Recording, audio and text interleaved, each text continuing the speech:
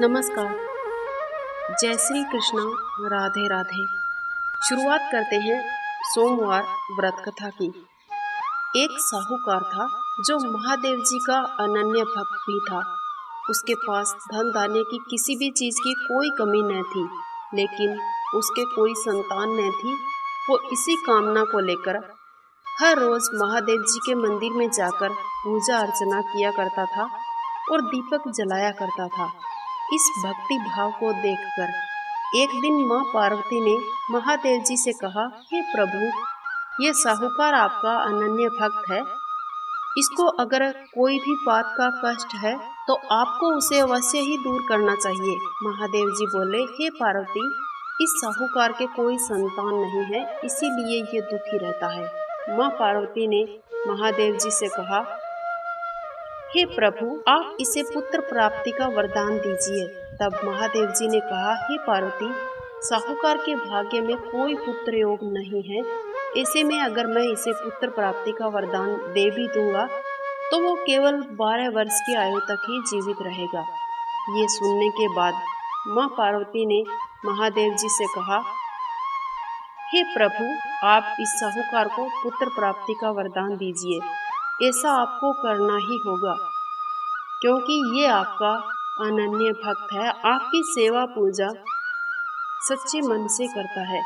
माँ पार्वती के बार बार कहने के बाद महादेव जी ने साहूकार को पुत्र प्राप्ति का वरदान दिया, लेकिन ये भी कहा कि वह केवल 12 वर्ष की आयु तक ही जीवित रहेगा। साहूकार ये सारी बातें सुन रहा था, इसलिए उसे न तो ज्यादा खुशी हुई और न ही दुख हुआ। वो पहले की तरह ही भोलेनाथ की पूजा अर्चना भक्ति भाव से सच्चे मन से करता रहा। उधर सेठानी कुछ ही समय बाद गर्भवती हुई। 9 महीने बाद सुंदर पुत्र की प्राप्ति हुई। परिवार में खूब खुशियां मनाई गई, लेकिन साहूकार पहले की तरह ही रहा। उसे बालक की 12 वर्ष की आयु का फिक्र ही सता रहा था। किसी के आगे भी उसने ये जिक्र नहीं किया कि इसकी उम्र केवल 12 वर्ष तक ही है। जब बालक 11 वर्ष की आयु का हुआ तो एक दिन साहूकार को सेठानी ने बालक के विवाह के लिए कहा, तो साहूकार ने कहा कि वो बालक अभी पढ़ने के लिए काशी जी जाएगा। इसके बाद साहूकार ने बालक को अपने मामा के साथ काशी जी पढ़ने के लिए भेज दिया और कहा कि आप जिस भी स्थान पर रुके वहाँ यज्ञ कराते जाना और ब्राह्मणों को भोजन कराते हुए आगे बढ़ना। उन्होंने ऐसा ही किया। रास्ते में एक राजकुमारी का विवाह हो रहा था। जिससे उसका विवाह होना था वह एक आंख से काना था। उसके पिता ने जब अति सुंदर साहूकार के बेटे को देखा तो उसके मन में ख्याल आया कि क्यों न इसे ही घोड़ी पर बिठाकर शादी के सारे कार्य संपन्न करा लिए जाए। तो उन्होंने मामा से बात की और कहा कि इसके बदले में वह अथाह धन देंगे अगर आप ये कार्य करने के लिए राजी हो जाएंगे तो। ऐसा सुनकर वो भी राजी हो गए।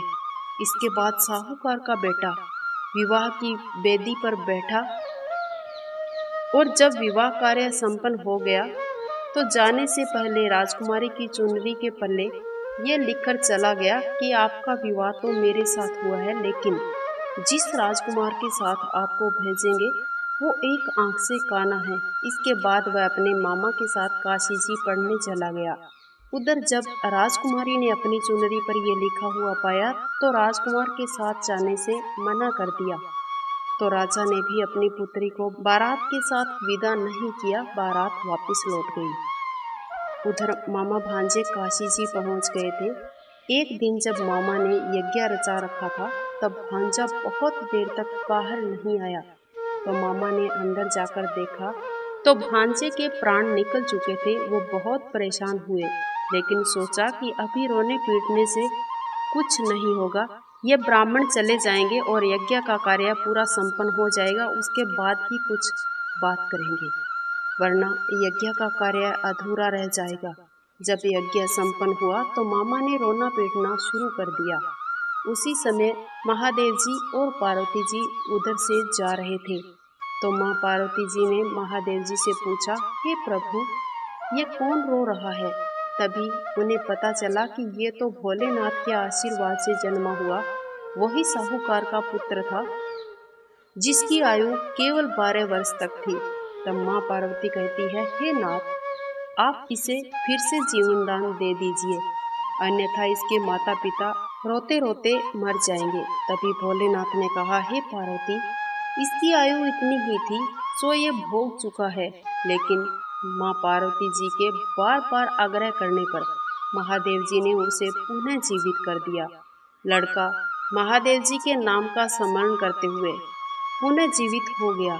मामा भांजे दोनों ईश्वर को धन्यवाद करते हुए अपनी नगरी की ओर वापस लौटे तो रास्ते में वही नगरी पड़ी जहां राजकुमार ने विवाह रचाया था।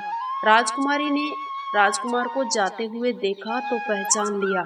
फिर राजा ने अपनी बेटी यानी राजकुमारी को साहूकार के बेटे के साथ बहुत सारा धन धान्य देकर विदा किया। उधर साहूकार और उसकी पत्नी छत पर बैठे बेसब्री से इंतजार कर रहे थे। उन्होंने यह प्रण कर रखा था कि यदि उनका पुत्र सकुशल न लौटा तो वो छत से कूदकर अपने प्राण त्याग देंगे। तभी लड़के के मामा ने आकर साहूकार के बेटे और बहू के आने का समाचार सुनाया, लेकिन वो नहीं माने। तो मामा ने शपथ पूर्वक कहा। तब वो दोनों विश्वास के साथ नीचे आए। दोनों ने अपने बेटे और बहू का स्वागत सत्कार किया। उसी रात साहूकार को स्वप्न में महादेव जी ने दर्शन दिया और कहा कि तुम्हारी पूजा से मैं बहुत ज्यादा प्रसन्न हुआ हूँ और प्रसन्न होकर मैंने आपके पुत्र को पुनः जीवन दान दिया है। इसी प्रकार जो भी भक्त इस कथा का श्रवण करेगा उसके समस्त दुख दूर हो जाएंगे और मनवांछित इच्छाओं की पूर्ति होगी। अब हम सुनेंगे नाग देवता की कथा। एक सेठ जी के 7 पुत्र थे। सातों का विवाह हो चुका था। सबसे छोटे पुत्र की पत्नी श्रेष्ठ चरित्र की विदुषी और सुशील कन्या थी, परंतु उसके भाई नहीं था। एक दिन बड़ी बहू ने घर लीपने के लिए पीली मिट्टी लाने के लिए सभी बहुओं को अपने साथ चलने को कहा। सभी धलिया और खुरपी लेकर मिट्टी खोदने लगी। तभी वहां एक सर्प निकला, जिससे बड़ी बहू खुरपी मारने लगी। ये देखकर छोटी बहू ने उसे रोकते हुए कहा, मत मारो इसे, ये बेचारा निरपराध है। ये सुनकर बड़ी बहू ने उस सर्प को नहीं मारा। इतने में सर्प एक ओर जाकर बैठ गया। तब छोटी बहू ने उससे कहा, हम अभी लौट कर आती हैं, तुम यहाँ से जाना मत। ये कहकर वो सबके साथ मिट्टी लेकर अपने घर चली गई और वहाँ काम काज में व्यस्त हो गई। सांप देवता से जो वादा किया था वो भूल गई। दूसरे दिन जब छोटी बहू को बात याद आई तो सबको साथ लेकर वहाँ पहुँची। सांप को उसी स्थान पर बैठा देखकर बोली, हे सर्प भैया, मैं आपको प्रणाम करती हूँ। मैंने आपको वचन दिया था और वो मैं भूल गई थी। घर के कामकाज में इतनी व्यस्त हो गई थी कि मैं दिया हुआ वचन भूल गई थी। आज से आप मेरे भाई हो। सर्प ने कहा, तूने मुझे भाई कहा है इसलिए मैं तुझे छोड़ देता हूँ, नहीं तो झूठी बात कहने के कारण तुझे अभी डस लेता। वह बोली, भैया मुझसे भूल हो गई, मैं क्षमा मांगती हूँ। तब सांप बोला, अच्छा तू आज से मेरी बहन है और मैं तेरा भाई हूँ, तुझे जो मांगना है मांग ले। वो बोली, भैया मेरा कोई भाई नहीं है, अच्छा हुआ जो तुम मेरे भैया बन गए। कुछ दिन व्यतीत होने के बाद जब सर्प मनुष्य का रूप लेकर उसके घर आया और बोला कि मेरी बहन को भेज दो, सबने कहा कि इसके तो कोई भाई था ही नहीं। तो वो बोला, मैं दूर के रिश्ते का भाई हूँ, बचपन से ही बाहर चला गया था। इस प्रकार से सांप देवता के विश्वास दिलाने पर घर के लोगों ने सांप देवता की बात मान ली और छोटी बहू को अपने मायके भेज दिया। रास्ते में सर्प ने बताया कि मैं वही सर्प हूँ, इसलिए बहन तू मुझसे डरना मत, जहाँ चलने में तुझे कठिनाई हो मेरी पूंछ पकड़ लेना। उसके कहे अनुसार उस बहन ने ऐसा ही किया और वो सांप के घर पहुंच गई। वहां जाकर धन और ऐश्वर्य को देखकर चकित रह गई। एक दिन सर्प की माता ने उससे कहा, मैं कामकाज के लिए बाहर जा रही हूँ, तू अपने भाई को ठंडा दूध पिला देना। उससे ये बात ध्यान नहीं रही और गर्म दूध पिला दिया, जिससे सांप का मुंह बुरी तरह से जल गया। ये देखकर सर्प की माता बहुत क्रोधित हुई, परंतु सर्प के समझाने पर शांत हो गई। तब सर्प ने कहा कि बहन को अब उसके घर भेज देना चाहिए। तब सर्प और उसके पिता ने उसे बहुत सारा धन देकर अपने घर से विदा किया और उसके घर पहुंचा दिया। इतना सारा धन देखकर बड़ी बहू उससे ईर्ष्या करने लगी और कहने लगी कि आपका भाई तो बड़ा धनवान है, तुझे तो उससे और भी धन लाना चाहिए था। सर्प ने ये वचन सुना तो सब वस्तुएं अपनी बहन को सोने की लाकर दे दी। तो बड़ी बहू ये सब देखते हुए बोली कि इतना सारा धन अगर आपको दे ही दिया तो इन्हें तो झाड़ू भी आपको सोने की लाकर देनी चाहिए थी। तब सर्प ने झाड़ू भी सोने की लाकर दे दी। सर्प ने छोटी बहू को हीरे और मणियों का एक अद्भुत हार भी दिया।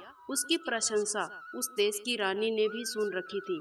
वह राजा से बोली कि सेठ जी की छोटी बहू का हार यहाँ आना चाहिए।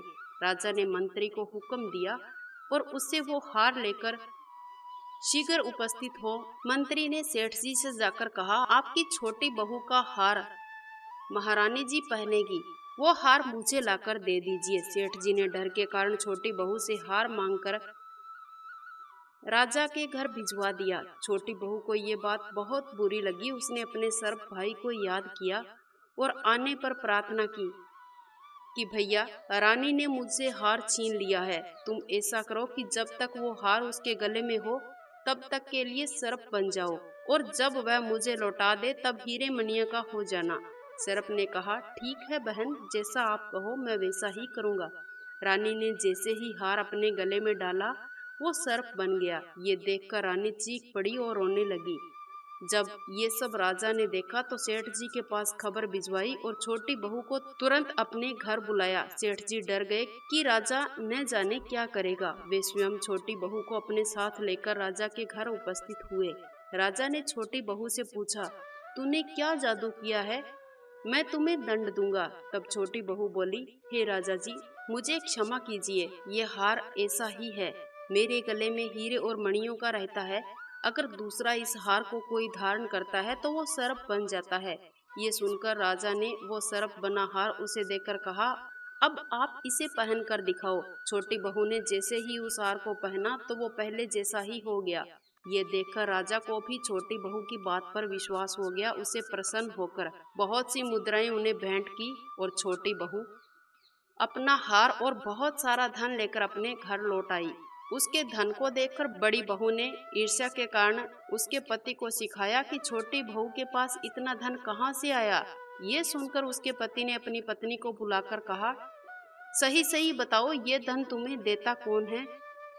तब वह सर्प को याद करने लगी। उसी सर्प ने प्रकट होकर कहा, यदि मेरी धर्म बहन के आचरण पर संदेह प्रकट करेगा तो मैं तुम्हें डस लूंगा। ये सुनकर छोटी बहू का पति बहुत प्रसन्न हुआ और उसने सर्प देवता का बड़ा ही आदर सत्कार किया।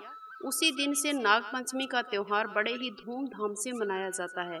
स्त्रियां सर्प देवता को अपना भाई मानकर सर्प देवता की पूजा करती हैं।